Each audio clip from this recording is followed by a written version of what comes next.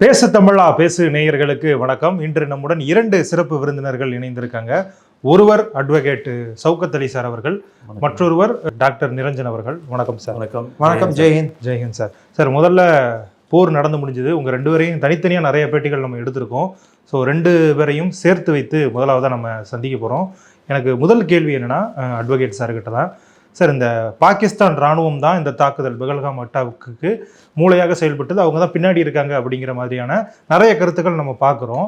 So இந்த பாகிஸ்தான் இராணுவத்துக்கும் இந்த பயங்கரவாதத்துக்குமான தொடர்பு எங்கிருந்து ஆரம்பிக்குது? இது கருத்து இல்லை, அது உண்மைதான். உண்மைன்னு? ஆமாம். ஏன்னா நம்ம இதுக்கு முன்னாடி இந்த இன்டர்வியூக்கு முன்னாடி நான் சொன்னேன், அவரோட ஸ்டேட்மெண்ட்லாம் வந்து வஃப் ஆக்டுக்கு எதிராக வந்து சில முஸ்லீம் அமைப்புகள்லாம் எப்படிலாம் வயலண்ட்டாக பேசினாங்க, ஜிஹாத் வரப்போகுது அப்படின்னு. அதை ஒட்டி தான் அவரோட ட்ரூ நேஷன் தியரியோட ஸ்டேட்மெண்ட்டை கொடுத்தாரு. நினச்சாரு இங்கே ஒரு பெரிய பிரச்சனை வரும்னு. அதை ஒட்டி தான் இந்த அட்டாக்ஸும் இருக்குது. இதை வந்து நம்ம ஸ்ப்ளிட் பண்ணி பார்க்க முடியாது. மினிஸ்ட்ரி ஆஃப் எக்ஸ்டர்னல் அஃபேர்ஸ், நம்மளோட own Ministry of External Affairs அது ஸ்டேட்மெண்ட் கொடுத்துருக்காங்க. இது முழுக்க பெஹல்காம் அட்டாக் பண்ணது வந்து கிரியேட் கம்யூனல் வயலன்ஸ் உருவாக்குறதுக்காக, Hindu Muslim communal violence generally உருவாக்குறதுனால தான் இதை அட்டாக் பண்ணாங்கன்னு இருக்குது. அதனால வந்து இது வந்து பரவலாக பேசப்படுகிறது இல்லை, அது உண்மை தான். அது ஓகே. டெரர் குரூப்ஸ்க்கு என்ன ஹிஸ்ட்ரின்னா, நீங்கள் பார்ட்டிஷனுக்கு அப்புறமா நமக்கு 1949 காஷ்மீர் பிரச்சனை வருது. காஷ்மீர் பிரச்சனையிலேயே இவங்க வந்து ஜமாத் இஸ்லாமி பாகிஸ்தானை தான் யூஸ் பண்ணாங்க. ஜமாத் இஸ்லாம் அல் பதர் ஆர்கனைசேஷன்ஸ்லாம் இருந்தது. அந்த ஆர்கனைசேஷன்ஸ் எல்லாம் காஷ்மீரில் யூஸ் பண்ணாங்க. ஸோ இது தொடர்பு வந்து 1949 இந்த நான் ஸ்டேட் ஆக்டர்ஸ் டெரர் குரூப்ஸோட பாகிஸ்தானி ஆர்மி ரொம்ப பழைய ரிலேஷன்ஷிப். இது ஒன்றும் புதுசாக வந்தது கிடையாது. 1979 அப்புறமா வந்தது கிடையாது. பாகிஸ்தான் சுதந்திரம் அடைந்ததுலேருந்தே இது மாதிரி தான் இருக்குது. இந்த மாதிரி தான் இருக்குது. அதில் ஜமாத் இஸ்லாமியும் அவங்க பாகிஸ்தானி ஆர்மிக்கு உதவி பண்ணது ஒரு பெரிய எக்ஸாம்பிள். ஜமாத் இஸ்லாமி எப்படிலாம் வந்து பிஓகே ஆக்கிரமிப்புக்கிறதுக்காக ஜமாத் இஸ்லாமி என்ன உதவி செஞ்சது. அப்புறமா ஜமாத் இஸ்லாமி இங்கேருந்து நம்ம 1971 வாரில் போனால், அதுக்கு முன்னாடி முக்தி பாயினியை வந்து அங்கே இருக்கிற பெங்காலி முஸ்லீம்ஸ் எல்லாம் கொண்டதுக்கு, மர்டர் பண்ணுறதுக்கு இவரே தான் ஃபத்வா கொடுத்தாரு. ஜமாத் இஸ்லாமி பாகிஸ்தான் தான் மௌதூதி தான் கொடுத்தாரு. அவரோட புக்கில் ஆல்ரெடி 1928 ஒரு புக் எழுதியிருந்தார், ஜிஹாத் ஃபி இஸ்லாம்னு. அதை பற்றி நம்ம போன வருஷம் அதை பற்றி பேசணும். ஆமாம். அதிலே வந்து அவர் என்ன சொல்லியிருக்காரு, ஜிஹாத் வந்து முஸ்லீம்களுக்கு, இந்துக்களுக்கு மட்டும் கிடையாது, முஸ்லீம்களுக்காக எதிராக கூட நம்ம செய்யணும் அப்படின்னு. யாரெல்லாம் இஸ்லாத்தை ஏற்றுக்கலையோ, எதிர்க்கிறாங்களோ அவங்களையும் நாங்கள் பண்ணணும். இதே இந்த ஃபத்வா இவர் எங்கே யூஸ் பண்ணுறாருன்னா, ஈஸ்ட் பாகிஸ்தான் பங்களாதேஷிஸ் மேலே யூஸ் பண்ணுறாரு. அங்கே ஒரு பெரிய கலவரம் 1969 இது ஆரம்பிச்சிச்சு. இந்த 1953 இவர் இந்த குரூப்பை வச்சு ஹாதியானிஸ் மேலே பாகிஸ்தானி ஆர்மி அட்டாக் பண்ணிச்சு, அஹமதியாஸ் மேலே. அப்புறமா ஒரு கமிஷன் கூட வந்தது, முனீர் கமிஷன் சொல்லிட்டு. முனீர் கமிஷனில் இவர் பேர் தான் இருந்தது, இவர் தான் இந்த கலவரத்துக்கு இவர் தான் காரணம்னு.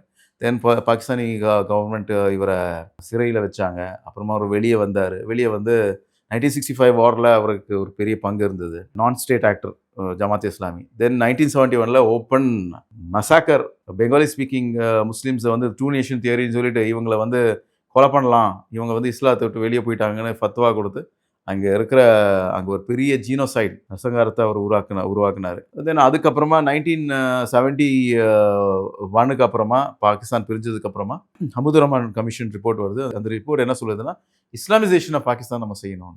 தெரியும், அது வந்து இன்டென்சிஃபிகேஷன் அதிகமாக ஆயிடுச்சு, குறையில. அந்த இன்டென்சிஃபிகேஷன் தான் எங்கன்னா 1973 சர்தார் தாவூதோட கவர்மெண்ட் ஆப்கானிஸ்தானில் வந்ததுக்கப்புறமா அவர் சோஷலிஸ்ட் குவைத்தோட சேர்ந்துருக்கிறாரு.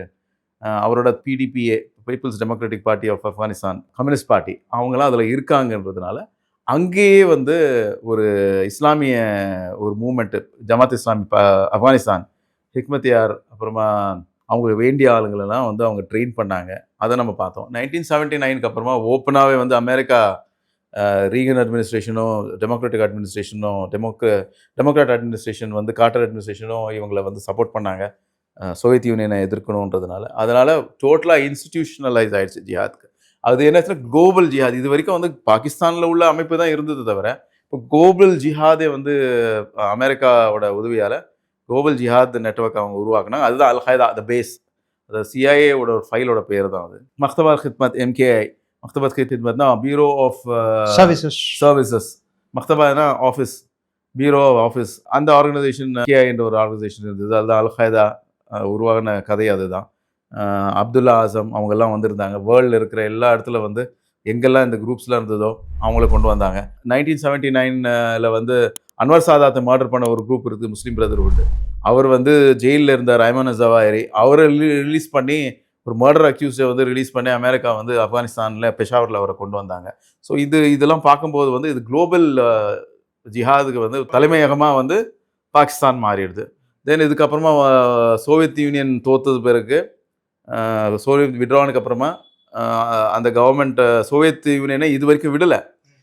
சோவியத் யூனியனை டிசால்வ் ஆகலை, ஆப்கானிஸ்தான்ல இருந்து விட்ரா ஆனாங்க. சோவியத் யூனியனை கவிழ்க்கணுன்றதுனால சோவியத் யூனியனோட பவர் எங்கெல்லாம் இருந்ததோ, பழைய முஸ்லீம் கண்ட்ரீஸ்லாம் அவங்க பவர் இருந்தது, அசர்பைஜானில், துர்க்மெனிஸ்தான், அங்கெல்லாம் வந்து இவங்க இதுக்கு முன்னாடி 1980 ஒரு இஸ்லாமிக் மூவ்மெண்ட் அங்கே ஸ்டார்ட் பண்ணாங்க. அதோட ஒரு இம்பேக்ட் தான் 1988 இந்த போஸ்னியன் ப்ராப்ளம் வரும்போது போஸ்னியன்ஸ்க்காக ஐஎஸ்ஐ அவங்களுக்கு ஆர்ம் ட்ரைனிங் கொடுத்தது. அதோட நேட்டோ படையும் அவங்களோட உதவியாக இருந்தாங்க சோவியத் யூனியனை ஒழிக்கிறதுக்காக. ஏன்னா அங்கே அப்போது சர்பியா வந்து ரஷ்யா சோவியத் யுஎஸ்எஸ்ஆர் கூட இருந்தது. தென் ரஷ்யா டிசால்வ் ஆனதுக்கு அப்புறமா கூட எல்சினோட ரஷ்யா வந்து இவங்களுக்கு சப்போர்ட்டாக இருந்தது. யாரும் நம்ம சர்ப்ஸ்க்கு எதிர்த்து பாஸ்னியாக்ஸ்க்கு வந்து இவங்க பாகிஸ்தானி ஆர்மியும் ஹர்கத்துல் ஜிஹாத் அல் ஆலமின்னு ஒன்று இருந்தது, ஹர்கத்துல் அன்சார் ஆலமின்னு, அவங்களாம் இதில் வந்து பார்ட்டிசிபேட் பண்ணாங்க இந்த ஜிஹாதில்.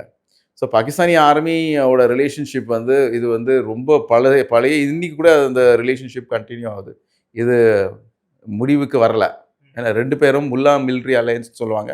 அதுதான் லின்ச்பின், பாகிஸ்தானோட அச்சு ஆணி வேறே அதுதான். சார் வந்து சொசைட்டியில் எப்போ ரேடிகலிசம் வந்தது அப்படிங்கிறத பற்றி சொன்னாங்க. இப்போ பாகிஸ்தான் இராணுவத்திலேயே மதவாதமும் பிரிவினைவாதமும் இருக்குது அப்படின்னு நீங்கள் தொடர்ந்து குற்றச்சாட்டுகளை நம்மளுடைய கடந்த இன்டர்வியூக்கள்லாம் சொல்லிக்கிட்டு இருக்கீங்க.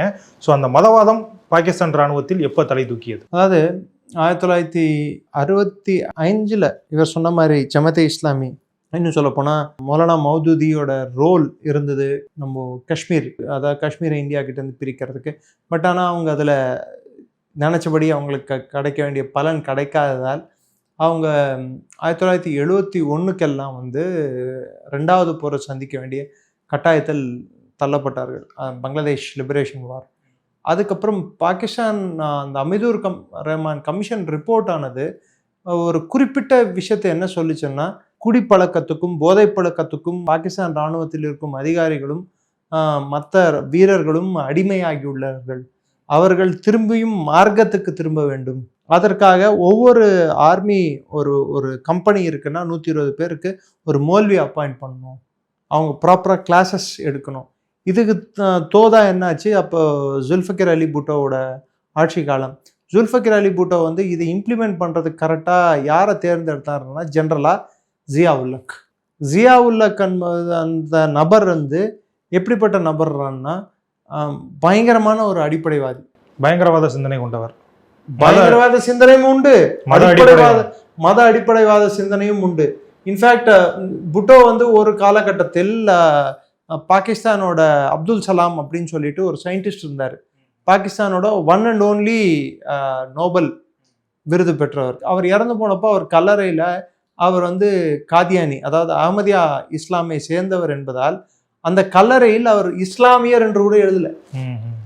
ஏன்னா காதியானிக்கள் இஸ்லாமியர்கள் அல்ல என்று அறிவிக்கப்பட்டது பூட்டோ பீரியட்ல தாலிபானுக்கு வித்திடப்பட்டது.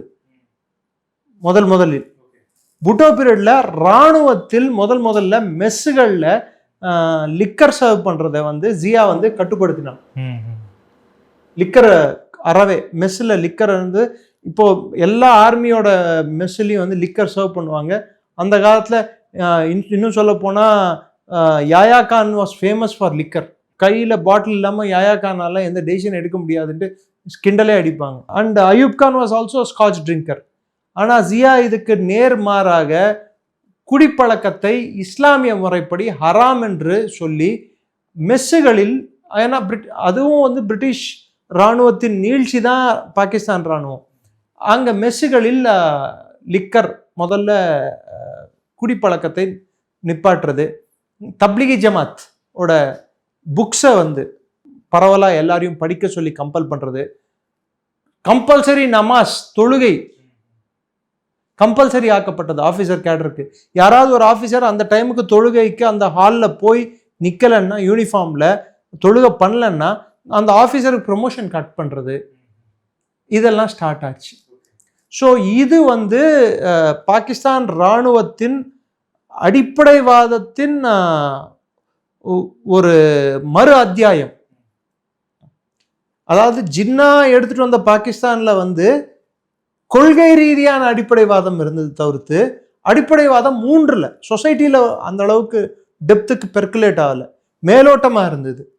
ஆனால் பூட்டோ பீரியடில் அண்டர் ஜியாவோட இராணுவ கட்டுப்பாட்டில் அடிப்படைவாதம் என்பது சொசைட்டியில் எல்லா மட்டத்திலையும், உயர் மட்டத்திலிருந்து கீழ்மட்டம் வரை எல்லா மட்டத்திலையும் பரவ ஆரம்பிச்சது. அதுக்கு தப்லீகி ஜமாத் ஒரு முக்கியமான ரோல் பிளே பண்ணிச்சு. அதுக்கு அவங்களுக்கு கரெக்டான சந்தர்ப்பமும் சூழ்நிலையும் அமைந்தது வந்து லேட் 80s. புட்டோ அதுக்கப்புறம் அதே ஜியா தான் புட்டோவை கைது பண்ணி தூக்குலையும் இடுறான், அது வேற கதை. ஆனால் அதே ஜியா வந்து அந்த லேட் 80s ஆப்கான் வார் வரவே இன்னும் அந்த அடிப்படைவாதத்துக்கு வந்து கொழுந்து விட்டு எறிகிற மாதிரி எண்ணெய் விட்டது ஜியாவும். ஜியாவின் ஐஎஸ்ஐயின் தலைமை டைரக்டர், அதாவது அப்துல் ரஹ்மான் அக்தர், லெப்டினன்ட் ஜெனரல் அப்துல் ரஹ்மான் அக்தர், அவர் கீழ் இருந்த பிரிகேடியர் ஹமீத் குல், இவங்க தான் வந்து முக்கியமான ரோல் பிளே பண்ணது. ஓகே. ஸோ அப்போ என்ன ஆகுதுறான்னா, இந்த தீவிரவாத அமைப்புகள் இவர் சொன்னார் பாருங்க, அப்துல் ஆசம், அய்மன் அல் ஜவாரி, உசாமா பின் லாடன், இவர்களெல்லாம் ஆள திரட்டுற வேலை வந்து அமெரிக்கா பார்த்தாங்க. அவர்களுக்கு பண உதவிகள் செய்தது சவுதி அரேபியா. அவர்களை வச்சு ட்ரெயின் பண்ணது யாருன்னா பாகிஸ்தான் ராணுவம். ஹமீத் குல்லோட ஒரு புக் இருக்கு, பியர் ஹக் அப்படின்னு சொல்லிட்டு. அந்த புக்கை படிச்சோம்னா எப்படி நாங்க வந்து இந்த ஆப்கான் போரை நடத்தணும், எப்படி இஸ்லாம் என்ற அந்த அடிப்படை தத்துவத்தை நாங்கள் எல்லோரிடம் புகுத்தினோம், வெவ்வேறு குழுக்களாக உடைந்திருந்ததை எப்படி ஒரு குழுவாக இணைத்தோம். இப்போ ஜியாவுல்ல பீரியட்ல இந்த பிரச்சனைகள் நடக்கும்போது அமித் குல் என்ற நபர் வந்து இவர்கள் எல்லாம் ஒரு இடத்துல திரட்டி எல்லாருக்கும் ட்ரைனிங் கொடுக்குறாங்க. அதில் குல்புதீன் இக்மத்தியார், பர்புதீன் ரபானி, அமர்ஷா மசூத் ஒரு தாஜிக். ஆப்கானிஸ்தான் என்ற நாடு வந்து வெறும் புஷ்தூன்களால் ஏற்பட்ட நாடு இல்லை, புஷ்தூன்கள் மெஜாரிட்டி. அதை தவிர்த்து உஸ்பெக்ஸ் இருக்காங்க, தாஜிக்ஸும் இருக்காங்க. நார்த்தில், அதாவது வடக்க நோக்கி போனீங்கன்னா ஆப்கானிஸ்தான் வடக்கில் தஜிக்ஸ் இருப்பாங்க. அப்படி கொஞ்சம் இப்படி தள்ளி வந்தீங்கன்னா உஸ்பெக்ஸ் இருப்பாங்க. கீழ்ப்பக்கமாக வந்தீங்கன்னா பஷ்தூன்ஸ் இருப்பாங்க. இதுதான் ஆப்கானோட அந்த நிலப்பரப்பில் இருக்கக்கூடிய சமூகங்கள். இந்த எல்லா சமூகத்தையும் மதம் என்ற ஒரு அடிப்படையில் ஒன்றிணைத்தனர். அவர்கள் எதிராக நிற்பது வந்து இறையை நம்பாத ஆட்களுக்கும் இறையை நம்புவர்களுக்கும் நடக்கக்கூடிய சண்டையாக சித்தரிச்சாங்க. ஸோ இது வந்து எல்லாரையும் ஆட்கொண்டது இந்த தத்துவமானது. அதுக்கு அவங்க யூஸ் பண்ணது தப்லீகி ஜமாத்தோட ஐடியாலஜி, ராடிக்கல் ப்ரீச்சிங் அந்த இடத்துல பண்ணது. அங்கே இருக்கக்கூடிய அந்த எல்லை பகுதிகளில் இருந்த பல மதர்சாக்கள், பல மசூதிகளை சுற்றி இருக்கும் இடங்கள், இதையெல்லாம் இவர்கள் கட்டுப்பாட்டில், இந்த தீவிரவாத அமைப்புகள் கட்டுப்பாட்டில் சென்றன. இது ஐஎஸ்ஐ நேர்முகமாக இதை நிறைவேற்றியது. அதன் நீழ்ச்சி வந்து எல்லாரும் ஒன்றிணைந்து சோவியட்டை தோற்கடிக்க முடிஞ்சது. அமெரிக்கா வந்து ஆயுதங்களை கொடுக்கவும், சவுதி அரேபியா பணத்தை கொடுக்கவும், பாகிஸ்தான் அவர்களின் இராணுவம் வீரர்களை கூட உள்ள அமைச்சு அவங்கள அட்வைசர்ஸ் அமைச்சாங்க, அவங்க கூட சேர்ந்து சண்டை போடுறதுக்கு. அப்படி தலை தூக்கின ஒரு ஆள் தான் உசாமா பின் லாடன், அமர்ஷா மசூத், குல்புதீன் இக்மத்தியார். இதுக்கு முன்னாடி சொன்னேன் பாருங்க, எர்டோகனுக்கும் குல்புதீன் இக்மத்தியாருக்கு கூட தொடர்பு இருக்குன்னு சொல்லிட்டு. இவர்கள் எல்லாம் அந்த காலகட்டத்தில் உருவான ஒரு அடிப்படைவாதிகள் தான். ஓகே சார், இது தெளிவாக சொல்லிட்டீங்க. இப்போ சார்கிட்ட நம்ம ஒரு கேள்வி இருக்குது. அதாவது இப்போ இந்த பகல்காம் தாக்குதலே நடந்தது என்னன்னா, பாகிஸ்தானில் நிறைய இன்டர்னல் பிரச்சனைகள் போய்கிட்டு இருக்கு. அந்த நாட்டில் இருக்கக்கூடிய ஒவ்வொரு பகுதி மக்களும் கிளர்ச்சியில் ஈடுபட்டுக்கிட்டு இருக்காங்க, போராட்டங்களில் ஈடுபட்டுக்கிட்டு இருக்காங்க அப்படிங்கிறத பற்றி நம்ம கேள்விப்படுறோம். ஸோ கடந்த முறை நம்ம கைபர் பக்துன்வா பற்றி பேசிட்டோம். ஸோ இந்த பராச்சினார் இஷ்யூவும் அதே அளவுக்கு முக்கியத்துவம் வாய்ந்ததாக கருதப்படுது. அதை பற்றி கொஞ்சம் தெளிவாக சொல்ல முடியுமா? சரி, பராச்சினார் இஷ்யூ வந்து டோட்டல் ஒரு பாகிஸ்தானில் இருக்கக்கூடிய செக்டேரியன் ஃபால்ட் லைன்னு சொல்லுவாங்களே, அதுக்கு ஒரு முக்கியமான மைல் கல் மாதிரி. அது இந்த ப்ராப்ளம் எப்படி டாக்டர் சொன்ன மாதிரி இஸ்லாமிசேஷன்ஸ் வந்ததுக்கப்புறம் இஸ்லாமிசேஷன் நடக்குது. அட் த சேம் டைம் 1983 ஜியா ஒரு பிளெபிசைட் நடத்துகிறாரு, ஓட்டெடுப்பு. அதில் வந்து இஸ்லாமிசேஷன் வேணுமா இல்லையான்னு எல்லாம் ஆமான்னு சொல்கிறாங்க. ஸோ இதுக்கு நடுவில் என்ன ஆகுதுன்னா, 1979 ஈரானியன் ரெவல்யூஷன் வருது. அதுக்கப்புறமா தான் இவங்க சோவியத் ஆப்கானிஸ்தானுக்குள்ளே வராங்க. ஸோ ஈரானியன் ரெவல்யூஷன் அப்படின்றது ஒரு ஷியா ரெவல்யூஷன். இது ஒரு பெரிய த்ரெட், அமெரிக்காவுக்கு ஒரு பெரிய த்ரெட்டாக இருந்தது. ஏன்னா அமெரிக்கா தான் கார்ட்டர், அதான் உங்களுக்கு தெரியுமே என்னாச்சு, கார்ட்டரோட ரெஜிம் வெளியே போச்சு. அப்புறமா 555 நாள் இந்த சிறை பிடிச்சிருந்தாங்க. அப்புறமா ரீகன் வந்து தான் அந்த ப்ராப்ளம் இதாகிடுச்சு. ரீகன் வந்ததுக்கப்புறமா இன்னும் ஈரானுக்கும் ரீகனுக்கு ரிப்பப்ளிகன்ஸ்க்கு பெரிய பிரச்சனைலாம் நடந்தது. இது ஈரான் ஒரு பெரிய டார்கெட்டாக இருந்தது அமெரிக்காவுக்கு, சோவியத் ரஷ்யாவும் டார்கெட்டாக இருந்தது. அதோட பிளே கிரவுண்டு தான் பாகிஸ்தான்.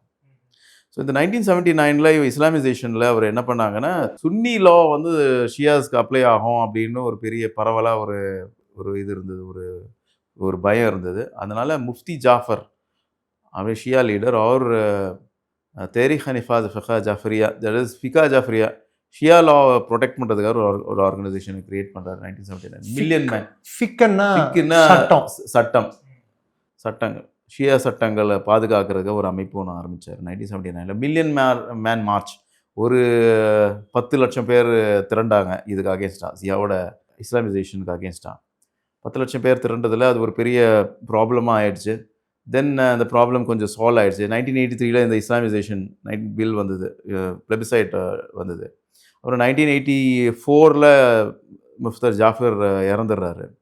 இறந்ததுக்கப்புறமா ஆரிஃப் ஹுசைனி ஷியா தெரிக் ஷியா அதில் லீடராக வராரு. இப்போ இவர் வந்ததில் என்ன ஆகுதுன்னா, அங்கே செக்டேரியன் ப்ராப்ளம். இது மட்டும் ஆப்கானிஸ்தான் மட்டும் கிடையாது, இதில் இன்னொரு ஆங்கிள் இருக்குது. ஈராக் வர்சஸ் ஈரான் ப்ராப்ளம் இருக்குது. சதாம் ஹுசைன் என்ன பண்ணுறாருன்னா, இங்கே உள்ள ஆன்டி ஷியா குரூப்ஸ்க்கு வந்து ஃபண்டிங் பண்ணுறாங்க அலாங் வித் சவுதி அரேபியா. அதில் வந்தது தான் சிபஹா சஹாபா பாகிஸ்தான், எஸ்எஸ்பி. அதுக்கு முன்னாடி வந்து ஜமாத் அல் ஹதீஸ், எஹ்சான் இலாஹி ஜஹீரோட குரூப் ஒன்று இருந்தது. அவங்க எஹ்சான் இலாஹி ஜஹீரோட புக்ஸ் எல்லாம் வந்து டோட்டலி ஆன்டி ஷியா புக்ஸ் இருந்தது. தென் மோஸ்ட் ஆஃப் த புக்ஸ் வந்து இந்தியாவில் இருந்தே வந்து போயிருக்கு. ஏன்னா இந்தியாவில் வந்து இதுக்கு முன்னாடியே வந்து ஷியாஸ் முஸ்லீம்கள் கிடையாது அப்படின்னு ஃபத்வா முஜத்தித் அல்ஃப்சானின்னு ஒருத்தர் இருந்தார் ஜஹாங்கீர் பீரியடில், அது அவர் கொடுத்தாரு. அப்புறமா ஷா வலியுல்லாவோட ஒரு ஃபத்வா இருக்குது. அப்புறமா தியோபந்தி மூமெண்ட் வந்த பிறகு கூட அவங்களும் வந்து ஷியாஸ் வந்து நாங்கள் ஏற்றுக்கிறது இல்லை அப்படின்னு சொல்லியிருந்தாங்க.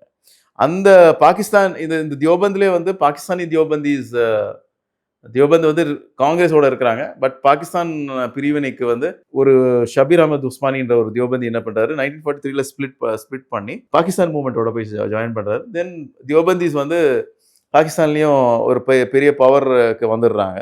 இதை ஒட்டி என்ன ஆகுதுன்னா, பாகிஸ்தானில் கலவரங்கள், ஜங்குன்ற ஏரியாவில் ரொம்ப வருஷமாக, பஞ்சாப் ஜங்கில் வந்து ரொம்ப வருஷமாக வந்து ஷியா சுன்னி பிரச்சனைகள் இருந்தது. இது இன்டர்நேஷ்னல் சினாரியோ மாறின உடனே ஒரு பெரிய விஸ்வரூபம். ஒன்று ஈரான் ஈராக் வார், இன்னொன்று வந்து சோவியத் இது. ஓகே, யாரெல்லாம் சோவியத்துக்கு அங்கே ஃபைட் பண்ணாங்களோ அவங்களுக்கு வந்து பேசிக் ட்ரைனிங் வந்து பாகிஸ்தான் ஆயிடுச்சு ஷியா சுன்னி வாரில். இவங்களை எப்படி நம்ம இப்படி புரிஞ்சுக்கலாமா சார்? இப்போ வந்து பராச்சினாரில் அதிகமாக பாதிக்கப்பட்டது, அதாவது அங்கே வந்து வாழக்கூடிய மக்கள் ஷியாக்கள் அப்படின்னு. ஷியாக்கள், அதுக்கு நான் வரேன். இப்போ 88 வந்து ஆரிஃப் ஹுசைனி நான் சொன்னேன் இல்லையா, அவர் வந்து அவரே பராச்சினார்காரர் தான். துரி அப்படின்ற ஒரு இதில் ஒரு குரூப் இருக்காங்க, ஷியா குரூப் இருக்கு. அது பட்டான்ஸோட குரூப் தான். அதில் சம்பந்தம் வச்ச, அதில் வந்து கனெக்ஷன் உள்ளவர் தான் ஆரிஃப் ஹுசைனி. ஆரிஃப் ஹுசைன் 1984 நான் சொன்னேன் இல்லையா, இந்த ஜமாத் அல் ஹதீஸ் இலாஹி ஜஹீர் ஃபண்ட் பண்ணதெல்லாம் வந்து இவங்க தான், அமெரிக்கன்ஸும் சதாமோட மீட்டிங், சதாமோட பார்லிமெண்ட்லேயே இவர் வந்து போய் பேசுகிறாரு, ஆன்டிஷியா இதெல்லாம் பேசுகிறாரு. தென் இங்கே வரும்போது வந்து ஒரு ஒரு பாம் பிளாஸ்டில் அவர் இறந்துடுறாரு 87ல். இவர் தான் ஜமாத் அஹ்லே ஹதீஸ் தான் அல்காய்தாவுக்கு கனெக்ஷன். இவர் வந்து அல்காய்தாவோட தான் அங்கே அல்காய்தா, இன்டர்னல் பாகிஸ்தானில் வந்து ஜமாத் அஹ்லே ஹதீஸ், லஷ்கர்-ஏ தாய்பான்னு வைக்கலாம். இவரோட பசங்க இப்திசாம் இலாஹி ஜாஹிரும் ஹிஷாம் இலாஹி ஜாஹிர் லஷ்கர்-ஏ தாய்பாவில் தான் இருக்காங்க. இப்போ கூட நீங்கள் பார்த்தீங்கன்னா அவங்க 2 பேரும் லஷ்கர்-ஏ தாய்பா தான் இருக்காங்க. இது இன்னொரு விஷயம், தமிழ்நாட்டில் இருக்கிறவர்லாம் வந்து லண்டனில் போய் இவங்க 2 பேரோட மீட் பண்ணது, அந்த கதை வேற. ஏன்னா பட் எஹ்சான் இலாஹி ஜாஹிருக்கு அப்புறமா வந்து மூமெண்ட் என்ன ஆகுதுன்னா, இந்த ஜஸ்ட் அஹ்லே ஹதீஸ் மட்டும் கிடையாது, லஷ்கர்-ஏ தாய்பா மட்டும் கிடையாது, தியோபந்தீஸ்லேயும் இதில் வந்து இந்த ப்ராப்ளமில் வந்து இன்வால்வ் ஆகிட்டாங்க, இந்த செக்டேரியன் வயலன்ஸில். அதில் வந்து தான் ஹக்னவாஸ் ஜங்வின்ற ஒரு ஆள், அவர் தான் சிபாஹ் சாபா பாகிஸ்தான் அப்படின்னு ஒரு மூமெண்ட்டை ஸ்டார்ட் பண்ணுறாரு. செக்டேரியன் கில்லிங்ஸ் கராச்சிலேயும் எல்லா இடத்துலையும் வந்து செக்டேரியன் கில்லிங்ஸ் நடக்குது. இந்த செக்டேரியன் இதுக்கு இல்லையா, ஆரிஃப் ஹுசைனி வந்து 1988ல் அவர் அசாசினேட் பண்ணுறாங்க. ஏன் அசாசினேட் பண்ணுறாங்கன்னா, இந்த பராச்சினார்ன்ற ஏரியா வந்து இது வந்து இந்த ஹைட்டை நீங்கள் கண்ட்ரோல் பண்ணிங்கன்னா டைரெக்டாக காபூல் அடிக்கலாம். இதை வந்து அங்கே இருக்கிற ஷியாஸ் இருக்கிற வரைக்கும் இதை வந்து கண்ட்ரோல் பண்ண முடியாதுன்னு பாகிஸ்தானிய ஆர்மியும் சிபாஹ் சஹாபா பாகிஸ்தானும் மற்ற அல்காய்தாவும் சேர்ந்து அவங்க மேலே அட்டாக் பண்ணுறாங்க. இது வந்து முஷரஃபோட மெயின் ரோல் இருக்குது. அதே சமயத்தில் பல்திஸ்தான், கில்கித் பல்திஸ்தான் ஷியா இருக்கிறாங்க. அங்கேயும் வந்து ஸ்பெஷல் கமாண்டோ தலைவராக இருக்கார் முஷரஃப், எஸ்எஸ்ஜி இருக்கார். அப்போ அங்கேயும் கூட ஆன்டி ஷியா மர்டர்ஸ் நடக்குது. அது வந்து இந்தியா பிஓகேல இருக்காது. அங்கே வந்து மெஜாரிட்டி 2 மில்லியன் ஷியாஸ் இருக்கிறாங்க. ஸோ இங்கே பராச்சினாருக்கும் அதுக்கும் கிட்டத்தட்ட ஒரு 300 கிலோமீட்டர் 400 கிலோமீட்டர் இருக்கும். ரெண்டும் ஒன்று கிடையாது. பராச்சினார் அதிகமாக இருக்கும். பராச்சினார் வந்து ஒரு 200 கிலோமீட்டர்ஸ் ஃப்ரம் காபூல், பட் பாகிஸ்தானில் இருக்குது. ஃபாட்டான்னு ஒரு ஏரியா இருக்குது, ஃபெடரலி அட்மினிஸ்ட்ரேட்டட் ட்ரைபல் ஏரியா. அப்போ வந்து இவங்க ட்ரைப்ஸ்க்கு வந்து இந்த பஷ்டூன் ட்ரைப்ஸ்க்குலாம் வந்து தனி இது இன்டர்ஃபியர் பண்ண மாட்டாங்க. பாகிஸ்தானி கவர்மெண்ட் வராது. பாகிஸ்தானி கவர்மெண்ட் வந்து வெறும் நிலத்துக்கு மேலே தான் பாகிஸ்தான் கவர்மெண்ட். இப்போ பாகிஸ்தானி கவர்மெண்ட் பிடிக்க வருதுன்னா நீங்கள் வந்து அண்டர் கிரவுண்டில் போயிட்டீங்கன்னா அது பாகிஸ்தானி கவர்மெண்டோட லா வராது. ஸ்வாத் அந்த area federally administered northern areas, federally administered tribal ஏரியாஸ்னு இருந்தது. அது சப்சிக்வெண்ட்லி அது 2003 அது எடுத்துட்டாங்கன்னு வைங்க. ஸோ இந்த ஃபானாவில் வந்து யாராலும் உள்ளே போக முடியாது, லாலெஸ், அவங்க நினைக்கிறது தான் சட்டம். ஸோ இதில் வந்து அங்கே இருக்கிற ஷியாஸ்க்கும் அங்கே இருக்கிற தாலிபான் அப்போது ஜிஹாதிஸ்க்கும் ஒரு பெரிய கலவரம் என்ன வெடியுது. அது வந்து பாகிஸ்தானி ஆர்மி இன்னைக்கு எப்படி வேடிக்கை பார்த்ததோ அதே மாதிரி தான் அன்றைக்கும் வேடிக்கை பார்த்தாங்க. அப்போ வந்து உங்களுக்கு வந்து மீடியா கிடையாது, வெரி லெஸ் மீடியா. இப்போ வந்து மீடியா இருக்குது. இப்போ ஆனால் நான்லாம் சின்ன பையனாக இருக்கும்போது ஐ திங்க் வாஸ் டீனேஜர், அப்போவே எனக்கு தெரியும் நியூஸில் வந்துட்டு இருந்தது பராச்சினாரில் இது நடக்குது அப்படின்னு. அல்லாம ஆரிஃப் ஹுசைனியை மர்டர் பண்ணிடுறாங்க. அதுக்கப்புறம் ஒரு பெரிய கலவரம் அங்கே நடக்குது. தென் அதுக்கப்புறமா கவுண்டருக்கு வந்து இவர் ஹக்னவாஸ் ஜாங்வியை அடிக்கிறாங்க. ஹக்னவாஸ் ஜாங்வியை அடிச்சிட்ட பிறகு ஒரு புது ஆர்கனைசேஷன் வருது 1996ல், லஷ்கர்-ஏ ஜஹாங்கி அப்படின்னு. ரியாஸ் பாஸ்ராவும் அக்லம் லாஹோரி அவங்க பண்ணுறாங்க. இந்த ஆர்கனைசேஷன் தான் டேனியல் பேர்லை மர்டர் பண்ணுறாங்க.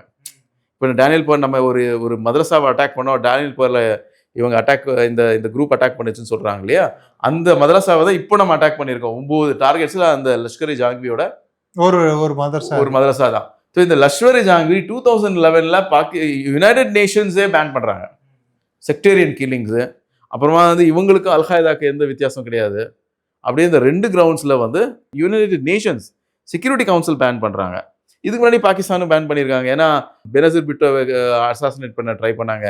அப்புறமா நவாஸ் ஷெரீஃப் 1999ல் லாகூர் அக்கார்ட் பண்ணார் இல்லையா, அதுக்காக அவர் ட்ரை பண்ணாங்க. 2006ல் பர்வேஸ் முஷரஃப் எல்லாம் ட்ரை பண்ணாங்கன்னு 2011லேயே இவங்க இதுக்கு முன்னாடி பாகிஸ்தான் டிசைனேட் பண்ணிடுறான், ஆனால் நோ ஆக்ஷன். பட் 2011ல் யூஎன்ஏ அவங்கள பேன் பண்ணுது. ஸோ இந்த பாகிஸ்தானி ஆர்கனைசேஷன் செக்டேரியன் வயலன்ஸில் பண்ணுற எல்லா ஆர்கனைசேஷன்ஸ் வந்து are ban by UN. But counter இருக்குது பார்த்தீங்களா, கவுண்டர் வந்து யூஎன்ஆல பேன் ஆகலை. பிகாஸ் இவங்க பண்ணுற எக்ஸ்ட்ரீம் வயலன்ஸ் வந்து கவுண்டர் குரூப் எதுவும் பண்ணவே இல்லை. இவங்க வந்து மாஸ்க்ஸை பேன் பண்ணுறது, அப்புறம் வந்து ரோடில் வேற ஒரு பேர் வந்து ஷியா பேருன்னு தெரிஞ்சு அடிச்சிடுறது, எப்படி இப்போ பெஹல்காம்ல எப்படி பண்ணாங்களோ இது வந்து அதுக்கு முன்னாடியே பெஹல்காம் மாதிரி ஈக்குவலண்டாவே வந்து கராச்சியிலையும் கராச்சியில பாகிஸ்தான்ல வீக்லி ஒன்ஸ் நடந்துட்டு நடந்துட்டு இருந்தது. இப்போ நீங்க மொஹரம் வந்ததுன்னா உங்களுக்கு டார்கெட் பிளாக் போட்டிருக்கீங்களா, கில் தம். அதுல அவங்க டார்கெட் பண்ணதுல லாயர்ஸ் அண்ட் டாக்டர்ஸ் தான் டார்கெட் பண்ணாங்க. செக்டரியன் கில்லிங்ஸ்ல வந்து பெரிய விக்டிம்ஸ் வந்து லாயர்ஸ், டாக்டர்ஸ், அவங்களுக்கு சம்பந்தமே இல்லாத ஆளுங்களை தான். இப்ப எப்படி இந்துக்களை பார்த்து இல்ல, அது காரணம் இருக்கு. இல்ல என்ன காரணம்டான்னா, ஹிஸ்டாரிக்கலி வரலாற்று பூர்வமா எடுத்து பார்த்தோம்னா பாகிஸ்தான்ல கல்வி கற்கும் அந்த விகிதாச்சாரப்படி பார்த்தா ஷியாக்களோட கல்வி விகிதம் அதிகம். ஷியாக்கள் அதிக படிப்பறிவு கொண்டவங்களா இருக்காங்க. படிப்பறிவு கொண்டவர்களா, ப்ரொஃபஷனல்ஸா, குறிப்பிட்டு சொல்லணும் டாக்டர்ஸா, இன்ஜினியர்ஸா, அது மாதிரி நிறைய பேர் இருக்காங்க. ஏன்னா அவங்க ஷியாக்கள் அதிகம் வசிக்கும் இடங்களை வந்து அர்பன் ஏரியாஸ்ல வசிக்க ஆரம்பிச்சாங்க முதல்ல இருந்தே. அவங்க ஏன் பாகிஸ்தானோட ஃபாதர் ஆஃப் த நேஷனே ஒரு ஷியா. இல்லை சார், இப்போ பாகிஸ்தானுடைய ஃபாதரா ஜின்னாவை தான் எல்லாரும் சொல்றாங்க. ஆமா, ஆஹானி அவரை வந்து இறந்து போனப்போ வீட்டில் ஒரு நமாஸ் படிச்சுட்டு, ஷியா நமாஸை படிச்சுட்டு, பப்ளிக்ல போய் இன்னொரு நமாஸை படிச்சாங்க, சுன்னி நமாஸை. இது மாதிரி அப்பத்துல இருந்தே ரெட்டை வேடம் போடுவது பாகிஸ்தானின் பழக்கம். அவ்வளவு எதுக்கு? பூட்டோ, ஜுல்ஃபகீர் அலி பூட்டோ ஷியா. அப்ப நேச்சுரலா அவரோட பொண்ணு ஷியாவா தான் இருக்கணும். ஸோ பாகிஸ்தானோட 2வது ராணுவ தளபதி ஒரு ஷியா, மூசா கான். ஸோ பாகிஸ்தான்ல வந்து படிப்பறிவும் அந்த அப்வர்ட் மொபிலிட்டி, அதாவது மேலே போவதற்கான தொழில் ரீதியாகவும் வர்த்தக ரீதியாகவும் எல்லாத்துலேயுமே வந்து ஷியாக்கள் அப்வர்ட் மொபிலிட்டி இருக்கு. அவங்கள விட இவங்க முன்னேறி இருந்தாங்க. அர்பன் ஏரியாஸ்ல அதிகமாக இருந்தாங்க. அடிப்படையாக இந்த சுன்னி, இந்த தப்லிகி ஜமாத் என்பது அதிகமாக ஸ்ப்ரெட் ஆனது எங்கடான்னா, நகரப்புறங்களில் ஸ்ப்ரெட் ஆகிறதுக்கு பதிலாக ஊர்களில் தான் அதிகம் ஸ்ப்ரெட் ஆச்சு. அதுவும் குறிப்பிட்டு சொல்லணும்னா சக்வால், ராவல்பிண்டி, அதாவது பஞ்சாப் ஏரியாவில் தான் முதல்ல அது ஸ்ப்ரெட் ஆக ஆரம்பிச்சது. அது ஸ்ப்ரெட் ஆகி கடைசியில் அதோட வீரியத்தை காட்ட ஆரம்பிச்சது ராவல்பிண்டி இஸ்லாமாபாத்ல இல்லை, கராச்சியில். ஓகே, இப்போ கராச்சிங்கிறது யார் அதிகமாக, சன்னியா இல்லை ஷியாவா? ஷியாக்களும் சன்னிக்களும் 2 பேருமே ஈக்குவல் நம்பரா வசிக்கக்கூடிய, அது இல்லாம இங்கிருந்து போய் செட்டிலான முஸ்லிம்கள், மொஹாஜிர்கள் என்று சொல்லக்கூடிய முஸ்லிம்களும் அதிகம் வசிக்கக்கூடிய ஏரியா. அவங்களுக்குன்னு தனி கட்சியே இருக்கு, MQM சொல்லிட்டு, மொஹாஜிர் காமி மூவ்மெண்ட் சொல்லிட்டு, அல்தாஃப் ஹுசைன்.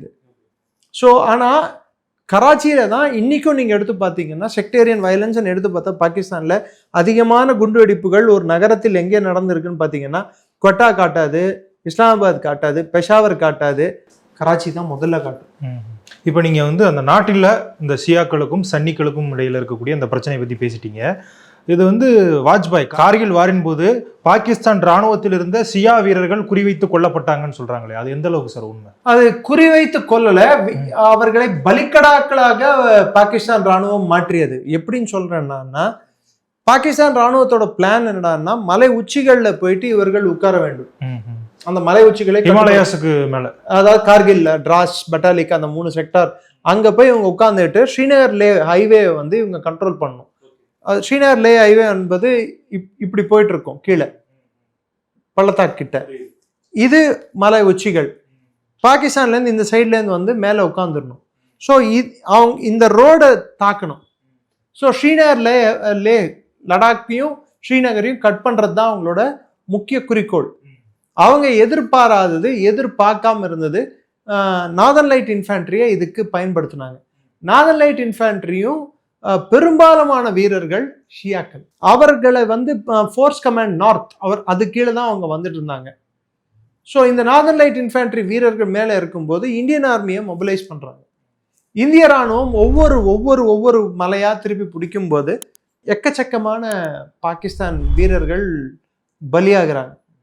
இந்த இதில் ஃபர்ஸ்ட் அவங்கள முஜாஹிதீன் தான் பாகிஸ்தான் சொல்லுது. அவர்களோட பூத உடல்களையே வாங்க மறுக்கிறாங்க. இன்னும் வீடியோக்கள் வந்து I think videos are still circulating in YouTube. அது வீடியோக்கள் இன்னும் யூடியூப்லயே இருக்கு, வாங்க மறுக்கிறாங்க. அதுக்கப்புறம் இந்திய ராணுவம் வந்து ப்ராப்பரா அவங்களுக்கு இறுதி மரியாதையை செலுத்துறாங்க. ஸோ அப்பத்திலிருந்தே வந்து ஷியாக்களுக்கு குறிப்பிட்டு சொல்ல வேண்டும் என்றால் இந்த கில்கிட் ஸ்கவுட்ஸ், பல்திஸ்தான் ரீஜன், இவர்கள் வந்து ஒரு டைம்ல வந்து வாஜ்பாய்க்கு லெட்டர் எழுதுறாங்க. எங்களுக்கு வந்து பாகிஸ்தான்ல எங்களுக்கு அங்கீகாரமும் இல்லை, எங்க உயிர்களுக்கு உத்தரவாதம் இல்லை, எங்களை நீங்க எடுத்துக்கோங்க, உங்க கூட இணைச்சிக்கோங்க, we are ready for it அப்படின்னு எழுதுறாங்க.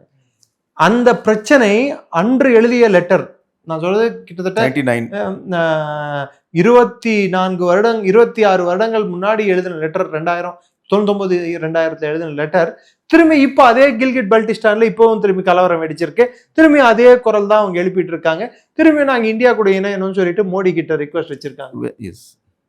போன வாரம் கூட அஜிடேஷன் நடந்திருக்கு. ஸோ இந்த பிரச்சனையானது காஷ்மீர் பாகிஸ்தான்ல இருக்கக்கூடிய அடிப்படைவாதம் எந்த அளவுக்கு எட்டி விட்டது என்றால், அங்கே பெரேல்விக்கு பார்த்தா தியோபந்தி ஆகாது, தியோபந்தியை பார்த்தா தப்லீகி ஜமாத்காரனுக்கு ஆகாது, இவங்க 3 பேருக்கும் ஷியாவை பார்த்தா பிடிக்காது, இவங்க எல்லாரும் சேர்ந்து அஹமதியாவை பார்த்தா பிடிக்காது, அஹமதியாவுக்கு வந்து 2ஆம் தர குடிமகனா அவனை பார்க்கறது, அவனை முஸ்லீமாவே கன்சிடர் பண்றது இல்லை. இது நடுவுல சிக்ஸும் இந்துஸும் மைனாரிட்டிஸ் வேற இருக்காங்க, கிறிஸ்டியன்ஸும். Okay okay. ஸோ பாகிஸ்தானோட மொத்த நிலவரமே எடுத்து பார்த்தீங்கன்னா, பாகிஸ்தான் இராணுவத்தோட அங்க இருக்கக்கூடிய கட்டுப்பாடானது அது ஒரு அடிப்படைவாத சுன்னி இராணுவம். இந்த மொத்த பேச்சுக்கே நான் வந்து முற்றுப்புள்ளி எங்க வைக்க போறேன்டான்னா, ஆசிம் முனீர் எனும் ஒரு ஃபீல்டு மார்ஷல் இல்ல சார், அந்த ஃபீல்டு மார்ஷல் பதவி வந்து இப்ப நிறைய பாகிஸ்தான் காரங்களே வந்து நிறைய கிண்டல் பண்ணி போட்டுறது நம்ம பார்க்கலாம். அதாங்க ஃபீல்டு மார்ஷல்னு சொன்னேன்.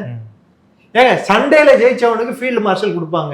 எனக்கு தெரிஞ்சு இல்ல அவருடைய வியூகங்கள்லாம் வெற்றிகரமா அமைந்ததுன்னு சொல்லியிருக்காங்க அந்த அவங்களுடைய பிரஸ் ரிலீஸ்ல. எந்த வியூகம்? பேல்காம்ல எதுவும் இல்லாம இருந்த 26 பேரை கொன்னது வந்து அது வியூகமா சார்? அது போர் வியூகமா? இல்ல அமிர்தசரஸ்ல இருந்த ஒரு ஏர்பேஸே நாங்க தாக்கிட்டோம். எங்க தாக்கினா அப்படின்னு சொல்றாங்க. அப்படி ஒரு ஏர்பேஸே அங்க இல்ல சார். அமிர்தசர்ல எங்க சார் ஏர்பேஸ் இருக்கு? கோல்டன் டெம்பிள் இருக்கு. உங்களுக்கு தெரிஞ்ச வேற ஏதாவது இருக்கா? Why they targeting golden temples? Because அதை வந்து இந்தியாவே டார்கெட் பண்ணுதுன்னு சொல்லிட்டு இந்தியா மேலேயே பழிய தூக்கி போட்டு ஒரு மத கலவரம் உண்டாக்கலாம். திரும்பியும் பஞ்சாபை கொழுந்து விட்டு எரிய வைக்கலாம். எப்படி இந்த பேல்காம்ல ஒரு அட்டாக்கை உண்டாக்கி இந்துக்களுக்கும் முஸ்லிம்களுக்கும் ஒரு மத கலவரத்தை உண்டாக்க ட்ரை பண்ணாங்களோ, அந்த அவங்களுக்கு தெரிஞ்சதெல்லாம் மத கலவரத்தை உண்டாக்குறது இல்ல ஒரே மதத்துக்குள்ள கலவரத்தை உண்டாக்குறது. சண்டை போட தெரியாது, என்னைக்கோ அதை மறந்துட்டாங்க. அவங்க மக்களை எப்படி கொல்லணும்னு கத்துக்கிறதுல அதுக்காக மெடலை குத்திக்க ஆரம்பிச்சாங்க. ஹிலாலே ஜுர்ரத், ஹிலாலே ஜங், ஹிலாலே பசாலத், தம்காஹி பசாலத், இது மாதிரி மெடலை குத்திக்கிறது. இது எதுக்கு குத்திக்கிறதுனா, எப்படி ஷியாக்களை கொள்வது, எப்படி அகமதியாக்களை கொள்வது, எப்படி இந்தியர்களை கொள்வது, இதுக்கெல்லாம் வந்து மெடல் குத்திக்க ஆரம்பிச்சாங்க அவங்க ஜெனரல். இப்போ புதுசா அவருக்கு அவரே வந்து வச்சுக்கிட்ட பதவி, your language our language and their language is not same, their culture and our culture is not same, and their history and our history is not same. Asim முனீரோட 5 தலைமுறை முன்னாடி அவங்க அப்பா பேர் என்னன்னு தேடி பார்த்தா தெரிஞ்சு போயிடும். ஹிஸ்ட்ரி சேமா இல்லையா? என்ன சார் சொல்றீங்க? இல்ல உண்மையிலே அவங்க அப்பா ஒரு இந்துவா சார்? 5 தலைமுறைக்கு முன்னாடி அவங்க ஜின்னாவோட அப்பாவே தாத்தாவே இந்துங்க. ஜின்னாவோட கேளுங்க, அவர் ஜின்னாவோட தாத்தாவே இந்து. 37 வரைக்கும் இந்து லால இருந்தாங்க. ஷரியத் அப்ளிகேஷன் ஆக்ட்னு வந்தது. அதுக்கப்புறமா தான் ஜின்னா வந்து இஸ்லாமிக் லால வந்தாங்க. அதுக்கு முன்னாடி எல்லாம் அவங்க ஃபேமிலி ஹிந்து லால தான் இருந்தது. ஒரு கிளான் இன்னும் ஹிந்துஸ் தான். ஜின்னாவோட ஒரு ஃபேமிலி கிளான் இன்னும் இந்துஸ் தான். கோஜாஸ் இன்னும் இருக்காங்க குஜராத்ல.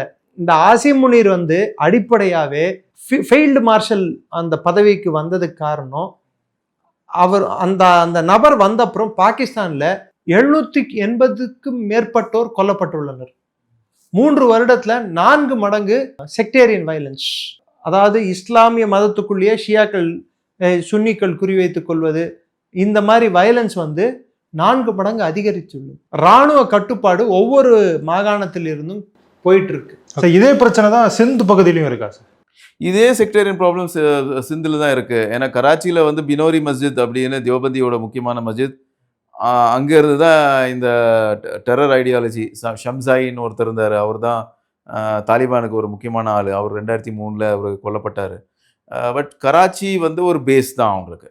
கராச்சி வந்து செக்டேரியன் டெரரிஸ்ட்க்கு ஒரு பேஸாக, அது ரியாஸ் பாஸ்ராவாக இருக்கட்டும், அக்ரம் அதான் லஷ்கர் ஜாங்கியாக இருக்கட்டும், சிபாஹ சாபா பாகிஸ்தானாக இருக்கட்டும், அதுக்கு ஒரு பேஸ் தான். அது நான் சொல்கிறது லஷ்கர் ஜாங்கி சிபாஹ சாபான்னா இந்தியாவுக்கு வந்துட்டு அது ஜெய்ஷே முகமது.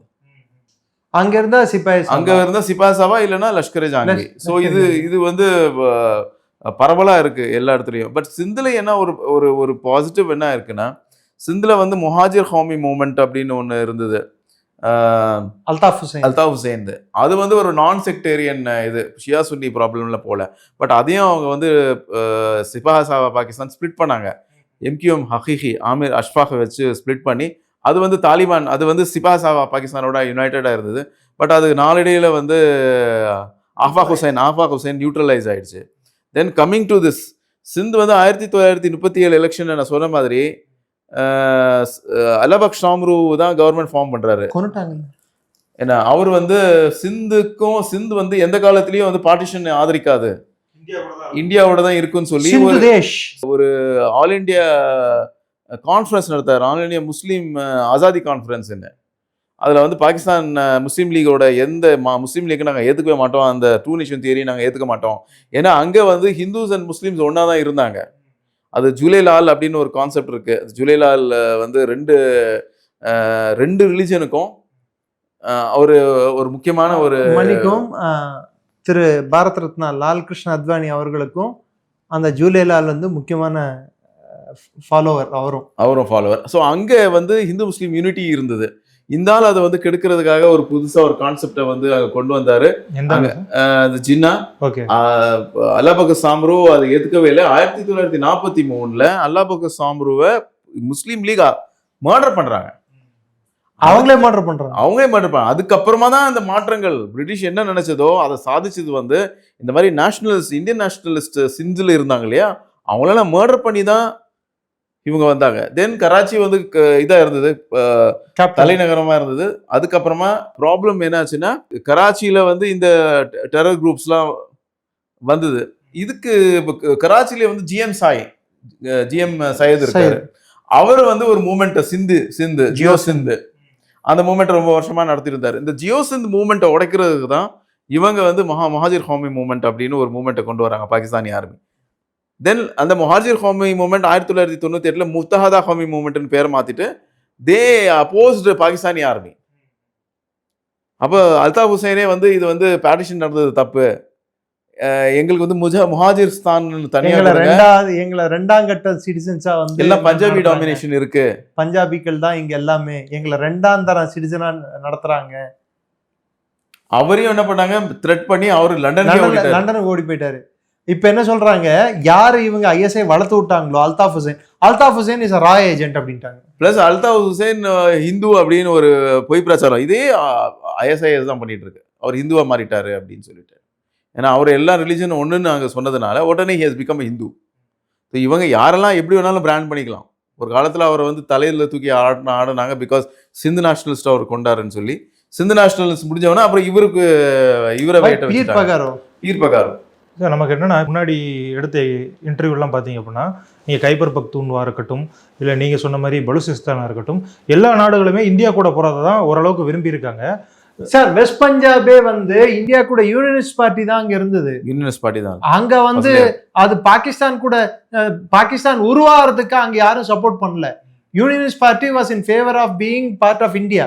பாகிஸ்தான் அப்படிங்கிற நாடு உருவானதுக்கு காரணம் இங்க இருந்து போன சில தலைவர்களுக்காக உருவானது. பிரிட்டனோட பெரிய கை இருக்கு. பிரிட்டன் தான் காரணம். அப்போ அவர்களுக்கு சோவியட் ரஷ்யா வந்து அரபு கடலை எட்டி இந்திய பெருங்கடலுக்கு வரக்கூடாதுன்னு சொல்ற ஒரு தேவைக்காக பாகிஸ்தான் என்ற ஒரு நிலப்பரப்பை உருவாக்கினாங்க. அவ்வளவுதான், அதான் உண்மை. அது ஒரு ஜியோ பொலிட்டிக்கல் கம்பல்ஷன். அந்த ஜியோ பொலிட்டிக்கல் கம்பல்ஷன், அதாவது அன்றைய தேவை, அந்த நிலப்பரப்போட தேவை இன்று காலாவதி ஆகிறது. காலாவதி ஆகுதுன்னா புரியலையே சார். இப்போ பலுசிஸ்தான் தனி நாடாக அறிவிச்சிட்டாங்க, ஆனாலுமே அது வந்து ஒரு யாராலுமே அங்கீகரிக்கப்படலை. காலாவதி ஆயிடுங்க, கொஞ்ச நாள்ல காலாவதி ஆயிடும். நீங்க நம்புறீங்களா சார்? அதை நான் நம்புறேன். அந்த இதுக்கு தான் அது போயிட்டு இருக்கு, அது நோக்கி தான் போயிட்டு இருக்கு. அது நம்ம நினைக்கிற இதை வந்து அடைஞ்சிடும், ரொம்ப சீக்கிரமா அடைஞ்சிடும். ரெசல்யூஷன் தான் அந்த நாடு, அதுல வந்து சந்தேகம் இல்லை. எக்கனாமிக் ரெசல்யூஷனும் வரும், சோஷியல் ஃப்ராக்மெண்டேஷன் அதிகமா இருக்கு. இப்போ நீங்க இந்த பராச்சினார்ல பாக்குறீங்களா, இந்த ஆர்மியே அப்போ அங்க போய் இது வரைக்கும் பண்ணாம இருக்கு. அப்போ ஆர்மி வந்து டோட்டலா ஒரு சாராரோட தான் இருக்குன்னு காட்டிக்கிறது இல்ல. இப்படி சொல்லலாமா, செயலிழந்து போயிருக்குன்னு சொல்லலாமா? ஏன்னா சார் வந்து முன்னாடி எழுந்தெல்லாம் போகல, அது வந்து டெலிபரேட்டா தான் அவங்களை சப்போர்ட் சொல்லட்டுங்களா. பாகிஸ்தான் ஆர்மி அவங்க மக்களை கொல்றதுக்கு என்னைக்குமே செயலிழந்த ஆர்மி இல்ல, செயல் இருக்கிற ஆர்மி தான். ஒவ்வொரு முறையும் அவங்க அதை ப்ரூவ் பண்ணியிருக்காங்க. அவர்கள் மக்களை கொல்வதில் பாகிஸ்தான் ராணுவத்தோட சிறந்த ராணுவம் இன்னொரு இராணுவத்தை உலகத்துல எங்கேயும் பார்க்க முடியாது. அது பங்களாதேஷ்ல ப்ரூவ் பண்ணாங்க, பலூச்சிஸ்தான்ல 1948, 50, 52, திரும்பி 60களில் 67 நினைக்கிறேன், 67ல திரும்பி 70களில் திரும்பி 2003 வாக்கில் திரும்பி 2006 3-6 வாக்கில் 2015-19 திரும்பி இப்போ 21-25 எல்லா காலகட்டத்திலையும் இப்போ வந்து இன்னைக்கு நம்ம பேசும் தருவாயில் இப்போ பலூச்சிஸ்தான்ல வந்து கட்டவிழ்த்திருக்காங்க கலவரத்தை. ஓகே, பாகிஸ்தான் ராணுவம் அங்க கொண்டுட்டு இருக்காங்க டார்கெட் பண்ணி. ஏன்னா அவங்கள பொறுத்த வரைக்கும் குவெட்டா வந்து அவங்க பலூச்சிஸ்தானோட ஒரு பகுதியை பார்க்கறது இல்லை. கிலாத்துல இருந்து கீழே இருக்கும் பகுதிகள் தான் அவங்க வந்து பலூச்சிஸ்தான் பகுதியை பார்க்குறாங்க. ஆனா அதே இவங்க சிந்துல இருக்கிறவங்க என்ன சொல்றாங்க, பலூச்சிஸ்தான்ன்றதே ஒரு பகுதி இல்லை, இது எல்லாமே லார்ஜர் சிந்து தேஷ் தான், இது எல்லாமே சிந்து நாடு தான் அப்படின்னு சொல்லிட்டு அவங்க சொல்றாங்க. ஸோ இதுலயே நிறைய கருத்து வேறுபாடுகள் இருக்குது.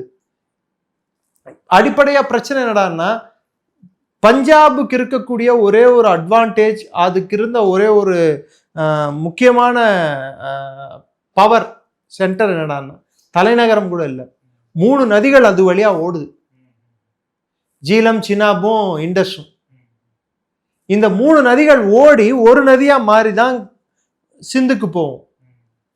இப்ப இந்த 3 நதிகளும் கட் ஆயிடுச்சுன்னா இப்ப இவனுக்கே தண்ணி இல்லைன்னா சிந்துக்கு என்ன போவோம்? ஸோ அடிப்படையா அந்த பாண்டிங், ஒரு மாநிலம் இன்னொரு மாநிலத்தோட ஒன்றி இணைந்து இருக்க வேண்டிய தேவையும் கட்டாயமும் இல்லை. பொருளாதார ரீதியா எடுத்துக்கிட்டாலும் அங்க வந்து வளர்ச்சி விகிதம் வந்து ஒரு மாநிலத்தோட வளர்ச்சி விகிதம் பஞ்சாப் அதிகமா இருக்கு, சிந்து அடுத்தபடி இருக்கு, அடுத்தபடி கைபர் பக்துன்வாவும் பலூச்சிஸ்தானும் ரொம்ப அடிமட்டத்துல இருக்கு. ஆனா வளங்களை சுரண்டது ஃபுல்லா பலூச் வளங்களை, அங்க இருந்து வளங்களை மட்டும் எடுத்துக்கிறாங்க. ஆனா அங்க மக்கள் முன்னேற்றம் இல்லை. சரி, அது அப்படியே விட்டீங்கன்னா கூட பாகிஸ்தான் ராணுவத்தோட எல்லா செலவினங்களும், அவங்களோட கட்டமைப்புகளும், அவங்க இந்த ஃபௌஜி ஹவுசிங் சொசைட்டியா சார், ஹவுசிங் கார்பரேஷனா ஏதோ ஒன்று வச்சிருக்காங்க, அவங்க ரியல் எஸ்டேட் பண்றாங்க. அவங்க கட்டுற எல்லா கட்டிடங்களும் எதை சுத்தி இருக்கிறான்னா வெஸ்ட் பஞ்சாபை சுத்தி தான் இருக்கும்.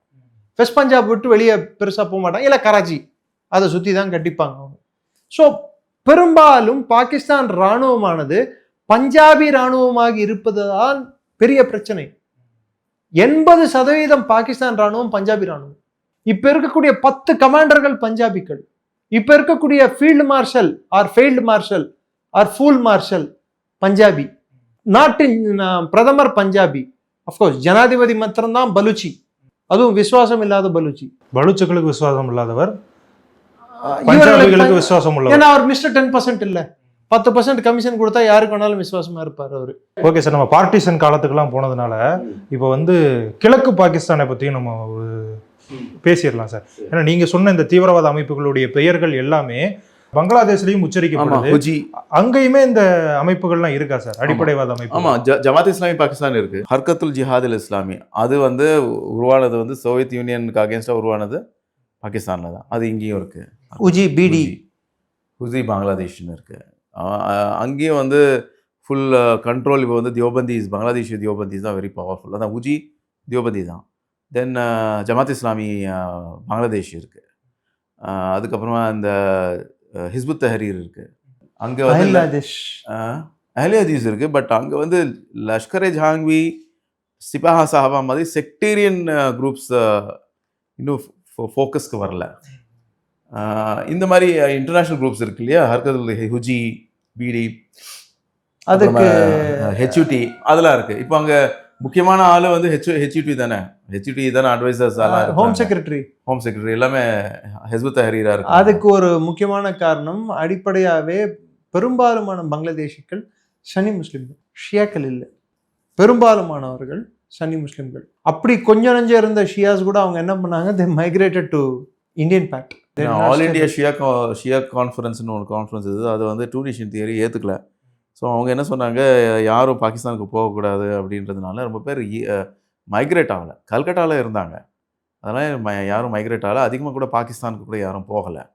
ஸோ அவங்க கொடுத்த ஃபத்வாவில் யாரும் போகாமல் இருந்ததுனால யூ டோன்ட் ஹேவ் ஈஸ்ட் பாகிஸ்தானில் வந்து அவ்வளோ ஷியா மெஜாரிட்டி கிடையாது. பீகாரில் செட்டில் ஆனாங்க, கல்கட்டாவில் செட்டில் ஆனாங்க.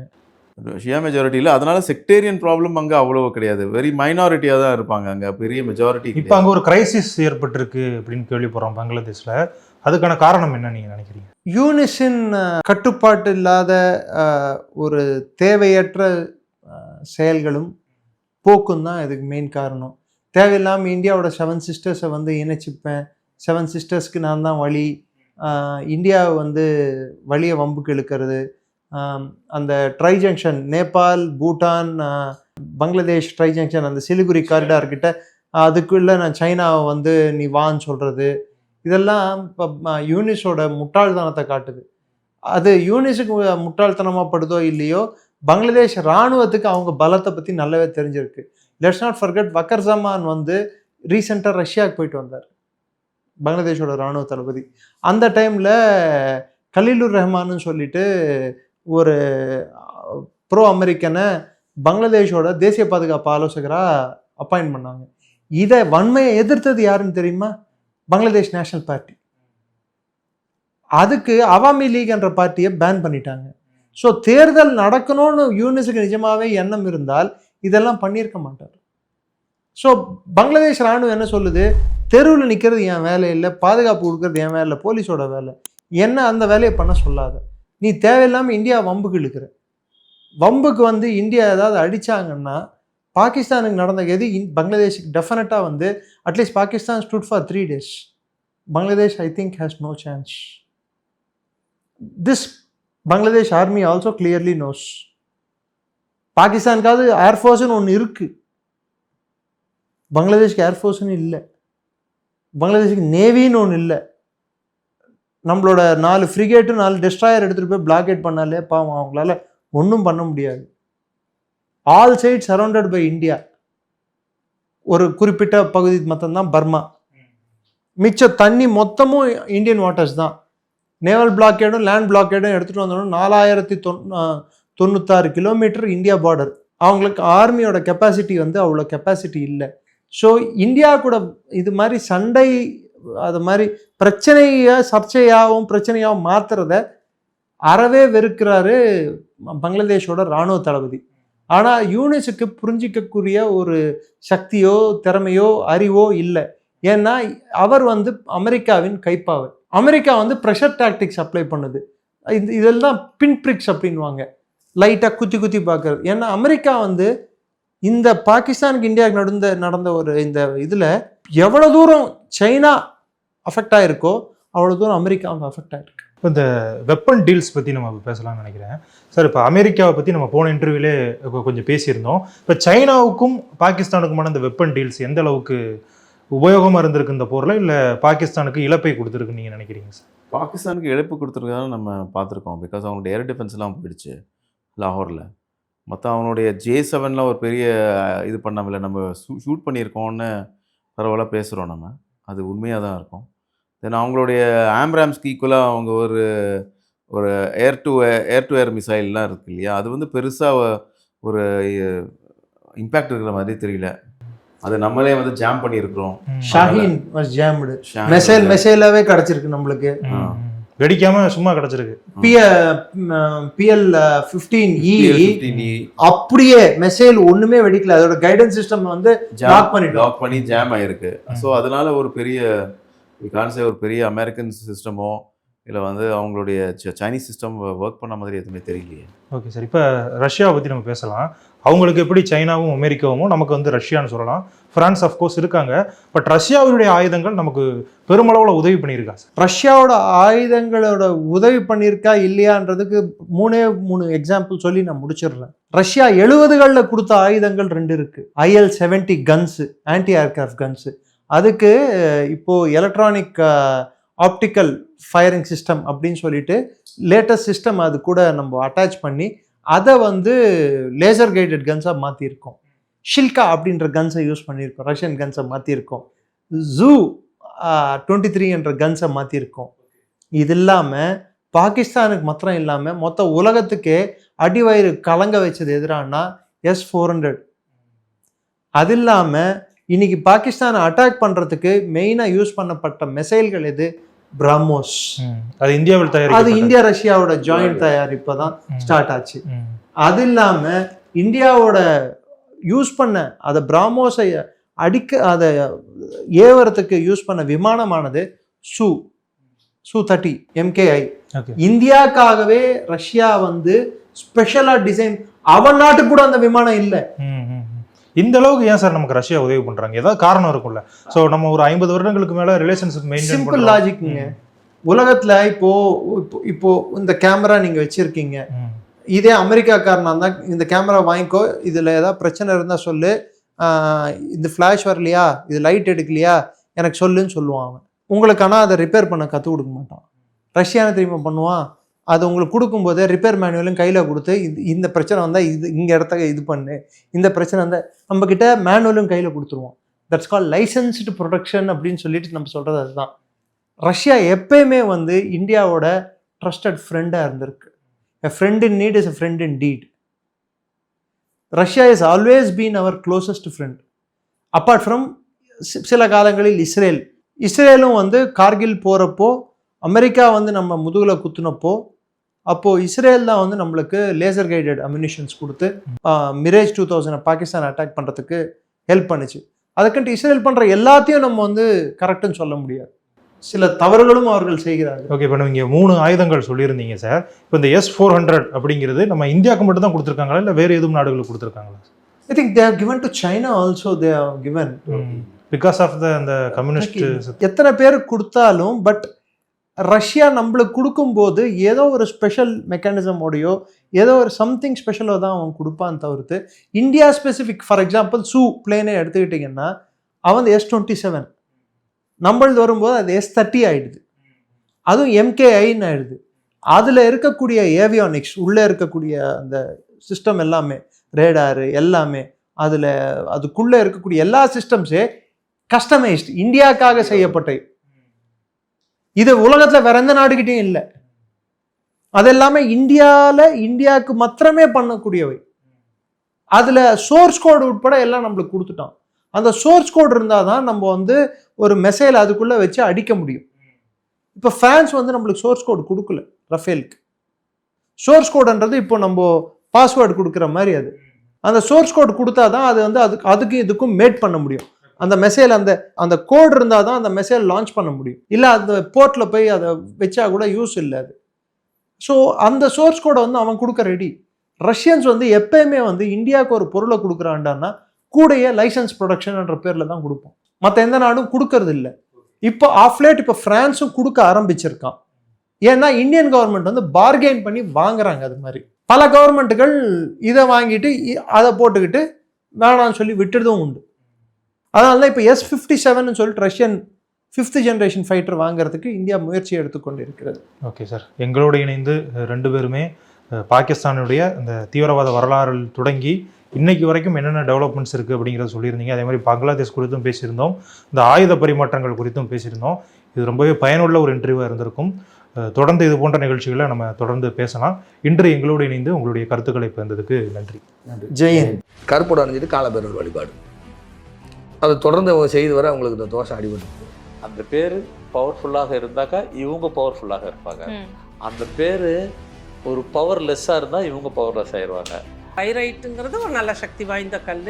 இந்த கல்லை நம்ம பயன்படுத்தும் போது நமக்கு பணம் வரும். இந்த வடக்கு பகுதியும் கிழக்கு பகுதியும் ஒரு தொழில் நிறுவனத்திற்கு தவறாக அமைந்தால் மிகப்பெரிய அளவில் கடனை கொடுக்கும். இந்த மாதிரி ஆன்மீகம் மற்றும் ஜோதிடம் சார்ந்த இன்னும் பல வீடியோக்கள் பார்க்கணுமா? மறக்காம திருவருள் டிவிக்கு சப்ஸ்கிரைப் பண்ணுங்க. திருவருள் டிவியுடைய சேனல் லிங்க் இந்த வீடியோடைய டிஸ்கிரிப்ஷன்ல இருக்கு.